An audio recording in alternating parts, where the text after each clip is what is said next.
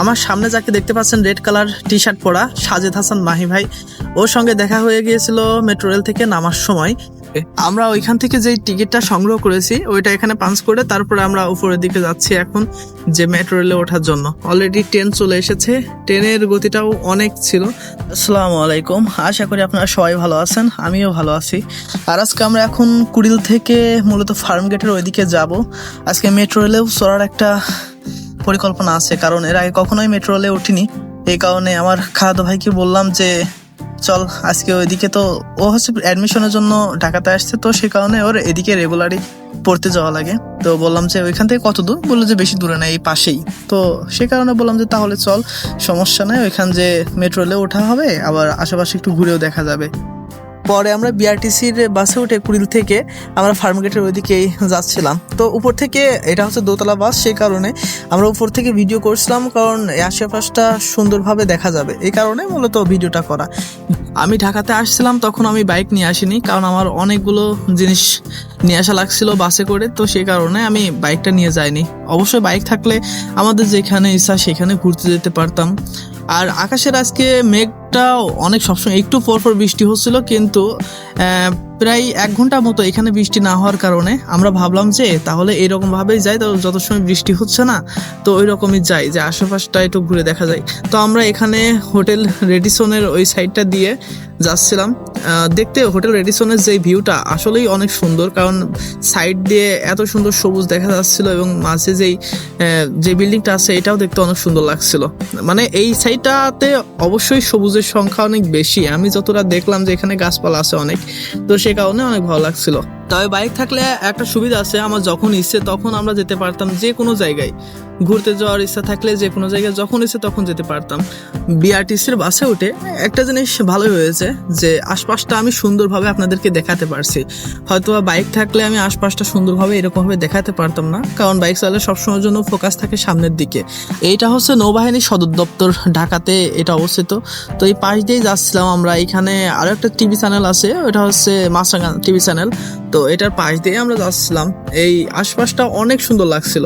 আজকের আকাশটা মেঘলা থাকায় হয়তোবা আমার ভিডিওটা শেকি ভাব আসতে পারে, হয়তোবা ভালোভাবে ভিডিওটা নাও করতে পারি, প্রথম ভিডিও ঢাকাতে এসে। আর জানি আমি নেক্সট টাইম যে ভিডিওগুলো করব সেই ভিডিওটা আমি অবশ্যই ভালো দেওয়ার চেষ্টা করব আপনাদেরকে, যেন আশেপাশে সবকিছু আমি ভালোভাবে আপনাদেরকে দেখাতে পারি।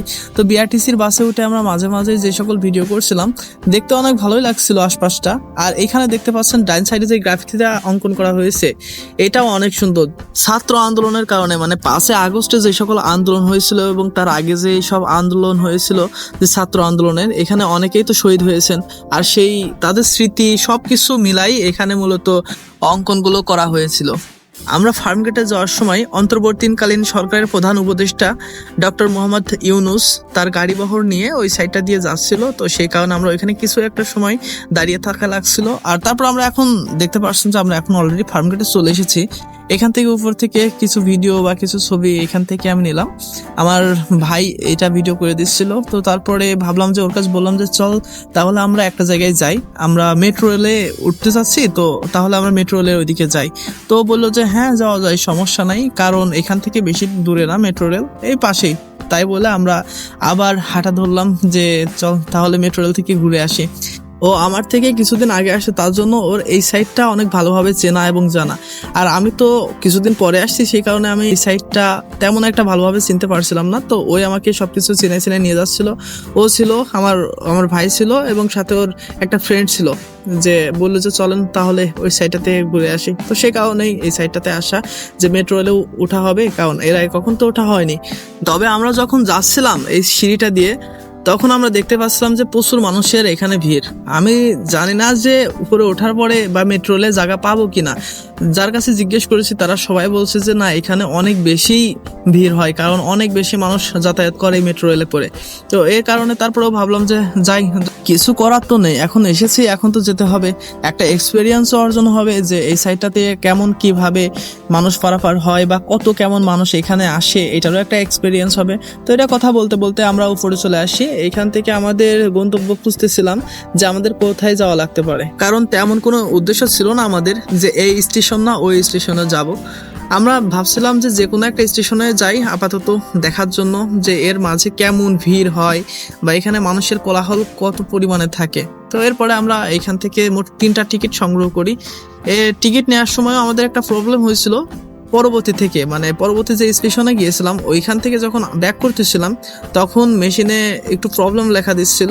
পরবর্তীতে তাদের যারা দায়িত্বরত আছে তাদের কাছে জানানো হয় যে এরকম সমস্যা হচ্ছে, এটা কি সমাধান করা যায়। পরে বললো যে হয়তো মেশিনে প্রবলেম হয়েছে, সেই কারণে এরকমটা হয়েছে, সমস্যা নাই। পরবর্তীতে সে নিজেই আমাদের টিকিট দিয়ে দিল এখান থেকে। তো এরপরে আমরা এখন যাচ্ছি যে মেট্রো রেলে উঠবো উপরের দিকে, কারণ এখান থেকেও আমাদের আরেকটু উপরে ওঠা লাগবে।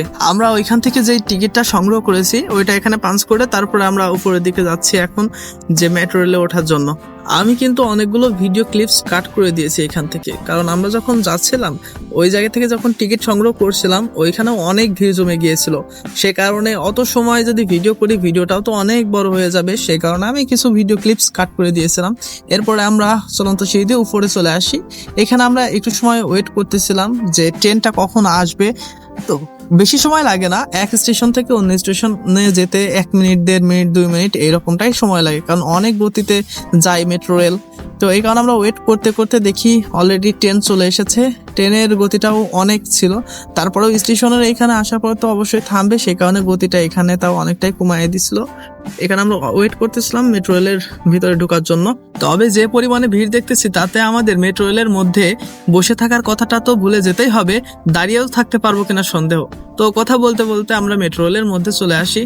আসলে দেখেন আশেপাশে কত পরিমাণে মানুষ। আমরা যে এখানে দাঁড়িয়েছিলাম এটারও মনে হচ্ছিল মুশকিল হয়ে গেছে, যে একদম লোকাল বাস আছে না, লোকাল বাসের মতো আমাদের অনেক টাইম সেভ করে, সেই কারণে তো সবাই এই মেট্রো রেলে ওঠার জন্য লাইন ধরে।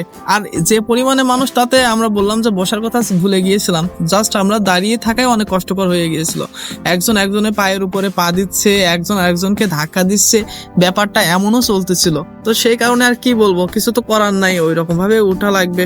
আজকের ভিডিওটা আমি আর বড় করব না, এমনিতেই অনেকটা বড় হয়ে গিয়েছে ভিডিওটা।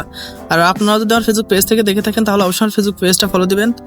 আর আমার সামনে যাকে দেখতে পাচ্ছেন রেড কালার টি শার্ট পরা সাজেদ হাসান মাহি ভাই, ওর সঙ্গে দেখা হয়ে গিয়েছিল মেট্রো রেল থেকে নামার সময়। তো এটাই, আমি ওকে অকওয়ার্ড সিচুয়েশনে ফেলতে চাইনি, এ কারণে পরবর্তীতে ছবি তুলছি, এই যে একটু পরে ছবি তুলছি, আমি দেখাইয়ে দেবো আপনাদেরকে। তো এরপরে যাই হোক, আপনারা সবাই ভালো থাকবেন, সুস্থ থাকবেন। আজকের মতো ভিডিও এখানেই শেষ করছি। আল্লাহ হাফেজ।